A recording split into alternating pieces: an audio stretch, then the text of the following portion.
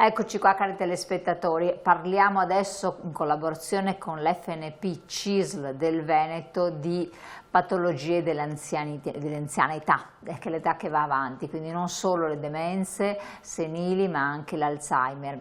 E questa volta non ci riferiamo soltanto, come abbiamo fatto in passato con le nostre ospiti, a parlare di chi supporta dei familiari, i caregiver, che hanno un ruolo fondamentale e importantissimo, ma parliamo dello stigma, tra virgolette, a volte sociale, che circonda le persone, anche le famiglie, dove questa patologia c'è, tenendo conto che più si invecchia, più il calcolo delle probabilità diventa elevato di essere coinvolti in questi problemi. Sono problemi che sono di carattere anche sociale, che hanno un costo economico estremamente rilevante, non da trascurare, che mobilitano tante volte e sconvolgono le famiglie. Allora, cerchiamo di parlarne con chi se ne intende, chi è esperto, e quindi abbiamo il piacere di riavere immancabile tra di noi Maria Trentin, FNP del Veneto, Dipartimento Socio-Sanitario dell'FNP, grazie di essere qui con noi. Buonasera, grazie. Che quindi segue tutti questi aspetti sociali rilevanti, e abbiamo anche Anna Perlotto, che è Presidente dell'Associazione Malattia di Alzheimer dell'Ovest Vicentino, grazie anche a lei. Buonasera e grazie anche a voi. E quindi di questa associazione ci parlerà, ma ci parlerà anche concretamente di cosa vuol dire anche e come si fa a combattere lo stigma sociale, perché è un dato di fatto esistente, si parla poco, però purtroppo coinvolge ancora molti. Incominciamo però vedendo un servizio, vediamolo insieme.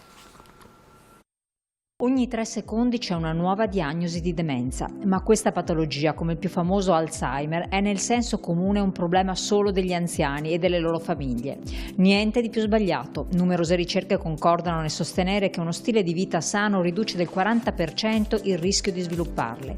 All'Alzheimer in particolare, l'FNP CISL del Veneto, il sindacato dei pensionati CISL, ha dedicato il 22 ottobre a Vicenza un seminario di approfondimento. Prevenzione, cura, costi e ricadute sociali i temi principali per una malattia che deve essere affrontata e gestita dall'intera comunità. Con la stanchezza del caregiver, quindi di colui che vive una vita accanto a una persona, avremo proprio bisogno di politiche che si prendono cura anche di noi, e questo nella varietà delle cose. Abbiamo imparato l'importanza, ad esempio, di una comunità che diventi amica delle persone con demenza. Ma com'è possibile ridurre il rischio di sviluppare demenze?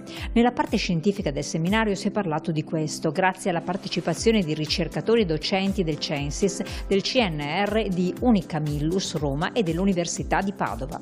La ricetta comprende semplici azioni da adottare sin da giovani: dieta mediterranea, regolare attività fisica e mantenersi attivi socialmente. Il volontariato può dare una mano. Noi abbiamo 2 tipi di realtà, di associazione. Abbiamo quelle che fanno i cosiddetti centri di sollievo, poi abbiamo le altre associazioni che nel mondo del volontariato agiscono, come si dice, a sostegno anche delle attività. Il caffè Alzheimer è uno di questi, noi facciamo l'educazione alimentare e poi facciamo tutta la partita fisica, i gruppi di cammino, ginnastica dolce. Dal seminario all'FNP è arrivata una forte spinta a continuare il lavoro di confronto e pressione a tutti i livelli per semplificare ai malati e alle loro famiglie l'accesso dei servizi essenziali. Noi da un punto di vista regionale dobbiamo riprendere con la Regione il dialogo, perché all'interno delle case di comunità si attivino quei punti unici di accesso in cui si prenda in carico il non autosufficiente, nel nostro caso l'Alzheimer, perché deve avere un percorso dedicato, deve avere servizi dedicati e deve anche prendersi in carico la Regione il percorso dei familiari, di tutti coloro che si prendono cura di chi è in una situazione di non autosufficienza. L'altra sfida che noi abbiamo è con i comuni, con i tavoli di contrattazione sociale all'interno di singoli comuni, con gli incontri con le nostre ULS all'interno dei piani di zona, perché lì si sviluppa tutto il tema non solo di seguire le famiglie che hanno difficoltà, ma anche di fare tutto un percorso per quanto riguarda la prevenzione. Ecco Maria Trentin, proprio cominciamo come battuta, le famiglie che seguono queste persone che hanno delle difficoltà, gli anziani, sono coinvolti in primis. Noi abbiamo dedicato proprio un appuntamento ad approfondire questo tema perché voi avete fatto anche delle istanze ben precise a livello nazionale e regionale perché ci sia un supporto a chi aiuta le persone. Però ci sono anche le persone che hanno bisogno di un supporto. Io guardo sempre un po' in avanti perché guardare il presente, il qui e ora mi sembra a volte limitativo, perché di qua in avanti tutti gli anziani che sono soli non avranno famiglie che si occupano di loro, perché magari il figlio è all'estero, perché non hanno figli e perché per varie ragioni anche di carattere economico e sociale tutto è molto più smembrato. Non è che ci potrà essere il trasferimento di qualcuno che dà assistenza, si parlerà di persone estranee alla famiglia che per professione svolgeranno questo, oppure di strutture. È un bel problema, l'ha detto bene lei quando dice che è bene guardare il futuro. Primo perché gli anziani aumenteranno in maniera esponenziale, aumenteranno anche le pluripatologie, ma anche tutte le malattie dementigene, quindi Alzheimer compreso. È cambiata molto la struttura familiare, quindi lei diceva bene nel dire chi curerà gli anziani del futuro, perché la rete familiare ormai, come la pensiamo, quelli della mia generazione, non c'è più, e quindi o strutture pubbliche o cosa? Questa è la grande domanda. Allora da questo punto di vista il percorso che stiamo facendo per parlare di prevenzione, ne abbiamo già parlato anche qui, di caregiver e di servizi pubblici alle persone che vengono curate a casa, è uno dei percorsi che stiamo facendo perché o ci lavoriamo adesso o ci sarà chi la paga duramente. Assolutamente, questo è un problema estremamente grave.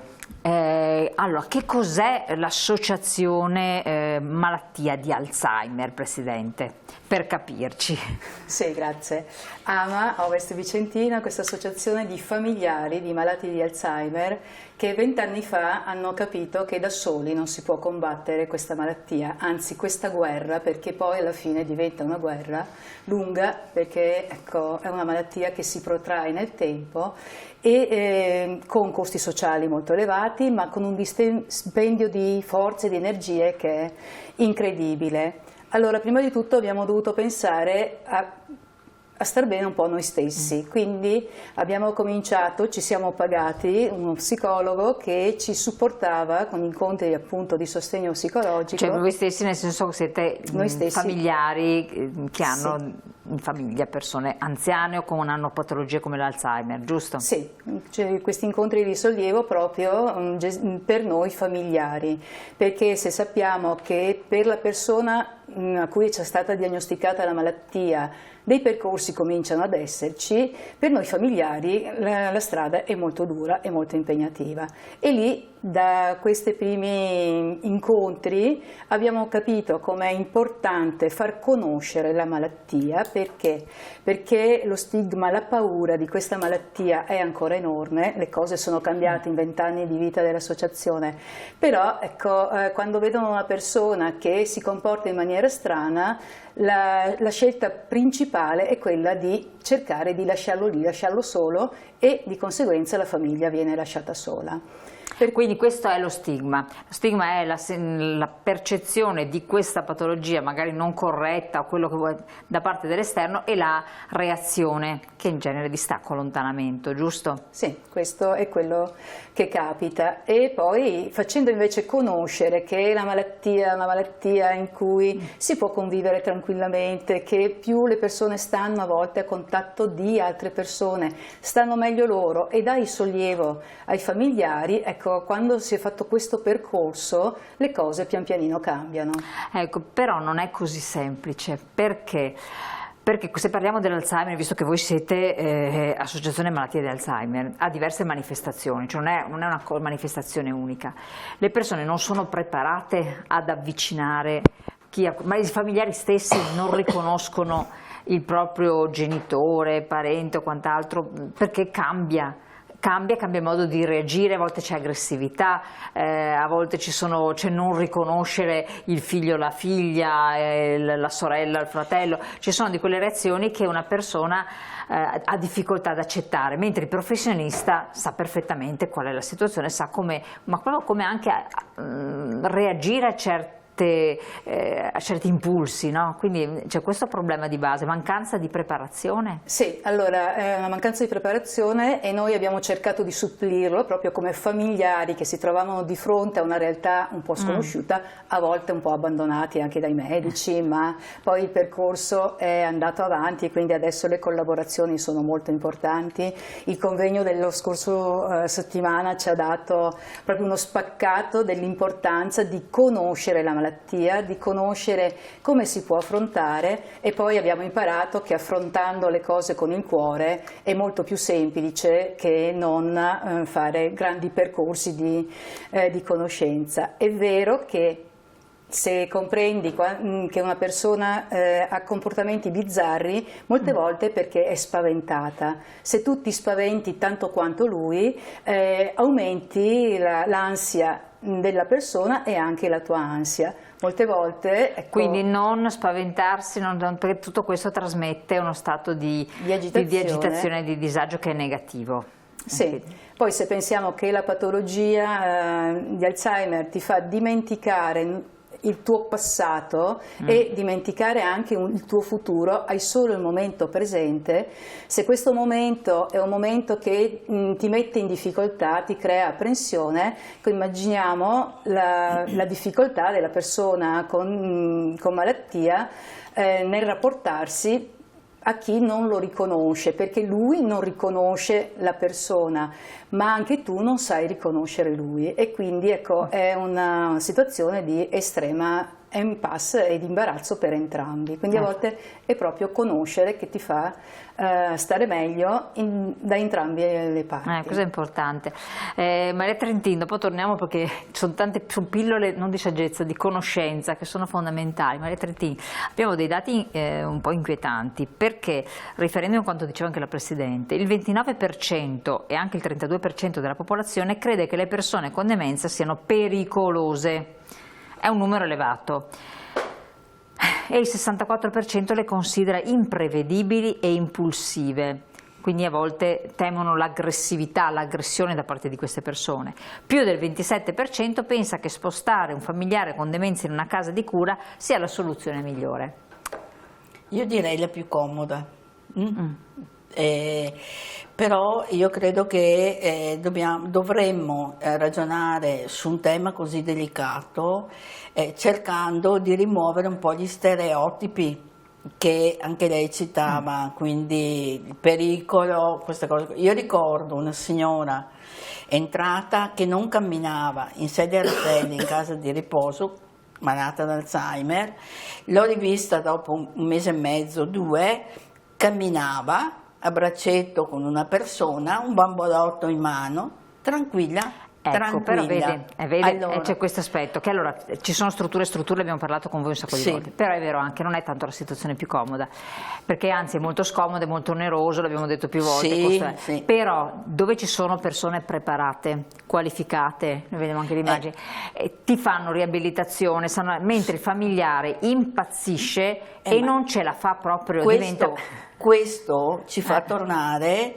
al ragionamento che abbiamo fatto tante volte, che noi abbiamo bisogno di molti servizi a supporto delle persone malate e di chi le cura, perché è impensabile avere una casa di riposo per tutti, stanti i numeri, e quindi tutto ciò che agevola il ben vivere di una persona malata e dei suoi familiari in casa, la vera battaglia è qui. Da questo punto di vista, anche nel convegno della settimana scorsa veniva fuori che abbiamo una serie di dati, sono state fatte delle ricerche anche sulla malattia, non abbiamo i medicinali ancora per guarirla, però il percorso va avanti.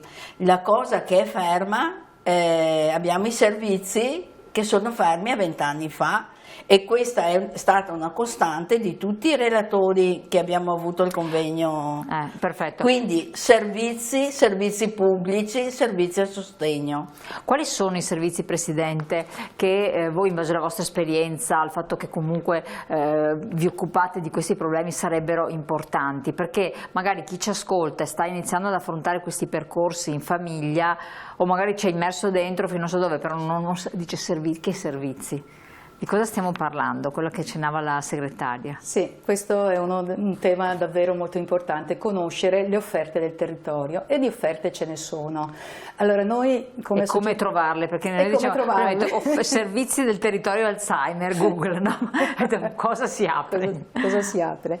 Beh, noi associazione abbiamo una convenzione con la Regione e la nostra ASL di appartenenza, ma questo succede in tutto il Veneto.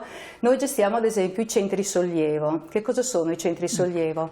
Sono questi servizi nati da una delibera regionale del 2018 in cui le persone con demenza vivono alcune ore alla settimana in luoghi tranquilli, sicuri, con personale qualificato e con dei volontari, dando tempo alla persona, al familiare, di avere queste 2 ore e mezza, 3, di andarsi banalmente a fare la spesa, andare dal parrucchiere, prendersi caffè, riposare. È proprio un sollievo per la persona con malattia, perché si trova in un ambiente sereno dove vive bene, e tanto più per i familiari.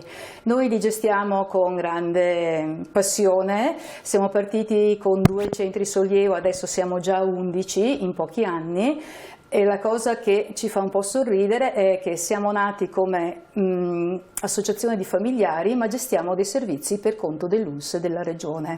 Lo facciamo volentieri, ma ecco, magari c'è qualche punto di domanda sulla faccenda. Come sempre terzo settore, no? Perché volontariato, se non sbaglio, giusto? Sì. È volontariato. Noi sì, noi siamo volontariato. Allora, voi qui avete portato il volontariato, però il volontariato c'è sempre. Se non ci fossero queste associazioni sul territorio di volontari, a cui poi vengono delegate delle competenze, perché diceva appunto abbiamo anche questo ruolo, saremmo spacciati in molti casi, no? Anche l'accompagnamento, la consulenza, il rapporto con tante entità risulta molto difficile, no? Sì, ma difatti allora il problema vero è che intanto alla gravità delle malattie ci si arriva per gradi. E in casa, siccome la diagnosi normalmente, almeno i tecnici ci dicono che viene fatta nel giro di 2 anni, tu hai questi 2 anni di limbo dove hai uno che non sai se è ammalato o no. Che cos'ha? La famiglia che non è preparata a cogliere, quindi avere curiosità nel sapere qualcosa su malattie come questa non è difficile, perché trovi il modo per saperlo, ma ti aiuta a riconoscere sintomi e bisogni e anche a comportarti di conseguenza. Questo è il primo dato. Cioè, quindi non pensare che la situazione, quando uno incomincia non ad avere... è che dalla sera alla mattina, come con un ictus, ti trovi uno ammalato di questa malattia, però degenera ma è un percorso che va avanti, quindi il lavoro da fare è accorgersene presto e far sì che con tutti gli strumenti possibili si possa mantenere la persona al meglio in ogni momento, sapendo che potrà anche aggravarsi, ma il lavoro va fatto di mantenimento il più possibile in una condizione il più adeguata possibile. È possibile il mantenimento domestico? Io dico con il fatto di famiglia, dove si lavora, dove la donna non deve lasciare il lavoro, perché questo secondo me è una cosa importante, perché esatto, è un problema importantissimo, perché tante donne anche magari potrebbero maturare qualche anno per andare in pensione, mollano tutto, accudiscono anziana di casa e poi saranno problemi, perché poi non hanno maturato i termini pensionistici, eccetera.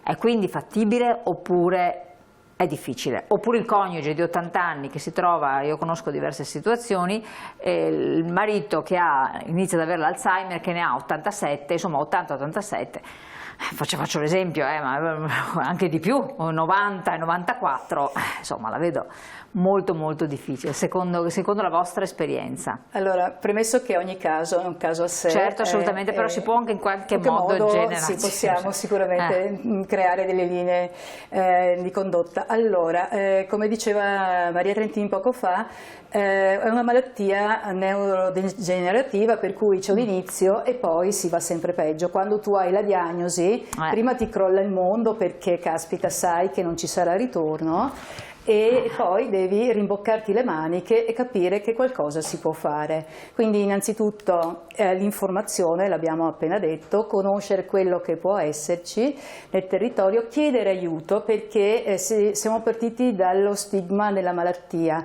Molte volte sono le famiglie stesse che hanno paura di chiedere perché se dico che la mia mamma ha una demenza chissà cosa pensa la gente, e nonostante ecco quindi la paura di subire discriminazione. Certo. Quindi, che è già una discriminazione. È già una discriminazione. Poi che cosa fare? Ecco, chiedere aiuto diventa fondamentale, e anche cercare aiuto, perché faccio tutto io non esiste. Cioè ti distruggi la vita, arrivi a dover lasciare il lavoro, a mettere in crisi intere famiglie, perché la malattia è totalizzante, ti chiede 24 ore al giorno, 7 giorni su 7, 365 giorni l'anno, anzi qualcuno in più, perché se aggiungi al tempo che tu dedichi al lavoro, il tempo che tu dedichi al tuo familiare ammalato e magari hai anche la famiglia, le ore si moltiplicano in un giorno. Allora i percorsi sono differenziati man mano che la malattia progredisce. Centri sollievo, abbiamo detto, gli incontri di informazione che sono fondamentali. Possono esserci le soluzioni dei diurni, e quindi un centro diurno per cui la famiglia sa di portare il proprio caro dalla mattina alla sera e poi rientra nella famiglia. Ci sono dei moduli anche sollievo, per cui per alcuni mesi all'anno, sono un paio di mesi all'anno, puoi far sì che il tuo caro sia una struttura e tu hai tempo anche di recuperare, però poi c'è bisogno di capire che il mondo dei caregiver, di chi si prende cura, ha bisogno di tutele, di sostegni, questo sicuramente, ed è un lungo percorso che dobbiamo ancora fare. Alcune cose sono state fatte, ma moltissimo potrebbe essere fatto copiando anche le buone pratiche in giro per il mondo, perché poi è un problema non solo dell'Italia, non solo della nostra realtà. Quindi lei dice è possibile anche tra le pareti domestiche in un certo qual modo, sì, anche se a parte lo stigma sociale, a parte c'è una grande solitudine, e questo è dannoso sia per chi se ne occupa che anche per chi è malato.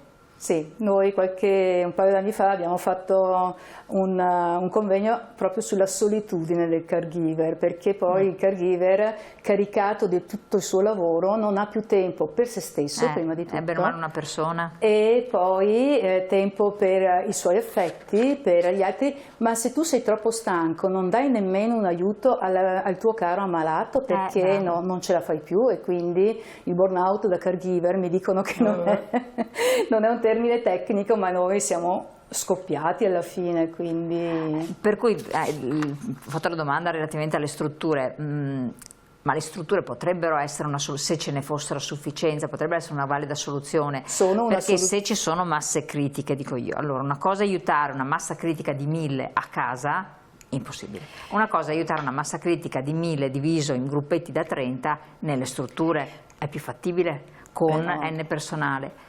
E forse l'incontrario. Però dobbiamo prendere atto che i numeri ci dicono che la stragrande minoranza è curata nelle case di riposo e in ADI. Il grosso della popolazione malata è a carico delle famiglie. Che non dovrebbe allora, noi abbiamo sempre avuto in Italia una politica che ha fatto il possibile per dare qualcosa alle situazioni più gravi. Con l'invecchiamento della popolazione non ci riesce più, e quasi tutto è scaricato sulle famiglie, certo. e sulle associazioni di volontariato. Ma dico, ma così non dovrebbe essere? No, assolutamente esatto. no. Allora il chiedere che ci siano punti informativi adeguati, primo, così le famiglie vanno lì, chiedono e sanno, non devono girare 10 uffici, primo. Secondo, tutte quelle forme di sollievo, ma Anna Perlotto diceva autoaiuto, consulenza, formazione, queste cose qua, ma io sto pensando a quanto tribolano le famiglie perché non possono avere gli ausili velocemente, perché le USL ne hanno pochi. Allora un letto adeguato, un sollevatore, non so cos'altro, ma sono condizioni minime perché un anziano possa stare bene anche a casa. Sì. Allora, quando diciamo servizi pubblici, servizi decentrati nel territorio e in rete, è a questo che ci riferiamo, dare risposta il più possibile a chi oggi è escluso. Un esempio chiaro: per le case di riposo ci sono le impegnative, non per tutti, quindi un aiuto della regione. Per le famiglie sono 3 anni, 4 che c'è qualcosa che aiuta un caregiver o altro. Allora anche qua bisogna essere attenti che le risorse vadano spese bene sui più bisognosi e spalmate, non che per facilitare le cose do 400 euro a una famiglia. No. Meglio i servizi, sollievo, un'infermiera in più, non solo 10 ore di ADI ma averne 15-20. Certo, I quindi... modi sono questi, e dovremmo, secondo me, prenderne atto anche noi cittadini, no? Perché ci lamentiamo delle liste d'attesa, ma la battaglia che i caregiver fanno è una battaglia ancora molto solitaria. Sì, certo, infatti. E quindi deve essere una battaglia di tutti, perché o prima o dopo possiamo esserci lì dentro noi. Assolutamente.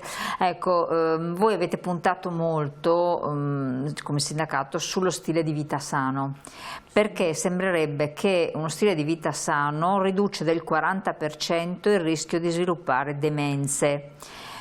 E quindi bisogna fare una cultura della prevenzione a questo punto, per cui fare attività fisica, anche gli anziani, tanti invece si impigriscono, cercare di mangiare nel limite possibile, meglio possibile, poco alcol, poco fumo, ma tanti anziani anche no. Allora, noi abbiamo già parlato di prevenzione anche in queste trasmissioni, però è venuto fuori anche nel convegno, dalle relazioni, come lo stile di vita sano sia di aiuto sia per prevenire, quindi ritardare le eventuali malattie, ma anche per fare quel lavoro che dicevamo prima di mantenerci al meglio del possibile. Una malattia ti capita, fai il possibile per stare bene finché stai meglio bene. Più che puoi. Esatto. Questa è una cosa. L'altra cosa, per esempio, che io non sapevo, che ho scoperto col convegno, è che, per esempio, visto che siamo anche in periodo di vaccini, vaccinarsi non vuol dire, ci spiegava la professoressa Maggi, che tu combatti solo la malattia, ma non prendere quella malattia ti aiuta anche a prevenire una serie di altre situazioni, di altri problemi. Allora, sono tutte cose che se noi immagazzinassimo bene dentro di noi, li accettassimo, probabilmente potremmo avere anche forse un po' meglio, insomma, quindi...